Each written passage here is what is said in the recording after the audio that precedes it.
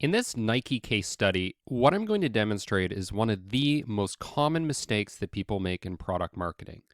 And that mistake is hyper-focusing on narrow targeting. So product marketers often believe that the primary goal of their job is to identify some special little niche group of people to appeal to target, and to make them fall in love with your product. In reality, that's not generally how you grow. The way that you generally grow is by targeting larger clusters of customers. And often what that means is targeting all people who buy the product category. So in the case of Nike, that product category generally is sports apparel. Now, let's take a look at this example. So these are two products that I own. On the left, we have a shirt, a dry fit shirt that keeps you dry when you're running. And you can see that it falls under the sub-brand Nike Running Division. And you can see that in the logo here. On the right, we have a jacket. And the jacket falls under a different sub-brand, which is basically the Nike Lifestyle brand.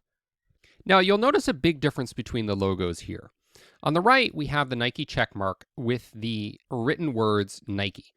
Now, the reason that it is this way is because this lifestyle product is designed to have a retro feel. So it's bringing you back to some of the classic Nike clothing. And back then, Nike wasn't as well known and associated with the check mark. So often what you have to do is a newer brand or a smaller brand is really solidify the connection between the icon, i.e. the check mark in this case, and the brand name, so the Nike, so that eventually the check mark itself will be sufficient to make people think of the brand name Nike. But back then, that solidification hadn't happened yet. However, they're still branding their lifestyle products with this to give it a retro feel. So really what we're doing here is we're targeting different use cases. So the use case for this jacket is lifestyle, it's fashion, it's casually going out. And on the left, it's much more functional. It's about running and the technical capabilities of the shirt itself to keep you dry, to keep you cool, etc. Whereas on the right, it's not so much about functionality. It's more about how cool or how fashionable you are. Very, very different use cases.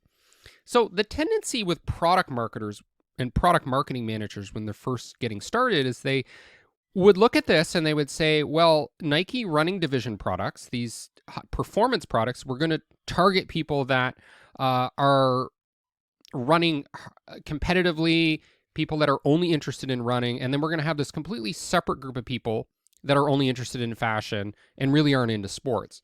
In reality, those two use cases overlap. And I'm the perfect demonstration of that. I want to wear Nike lifestyle products, but I also, because I do a lot of running, want to wear functional products. It doesn't mean that I'm a different group or I'm a different target or a different subsegment of the target customer group Nike's targeting. It's that I am the same person, but with different needs. So this is a inversion of how you need to think of targeting when you're doing product marketing. Are you actually targeting different people, or are you targeting the same people with different use cases?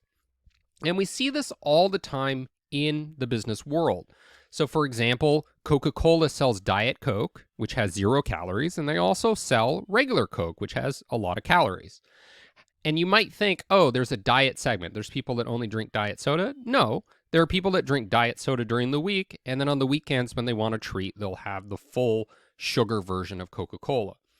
Now, it's very easy to get caught up in this belief because this is the mainstream thinking in marketing, largely based on what's coming out of academia, this idea of hyper-targeting. But when we actually look at consumer behavior, we see that, in fact, the same people will buy different products for different reasons, for different use cases. So it's not so much a targeting issue as a use case or value proposition issue.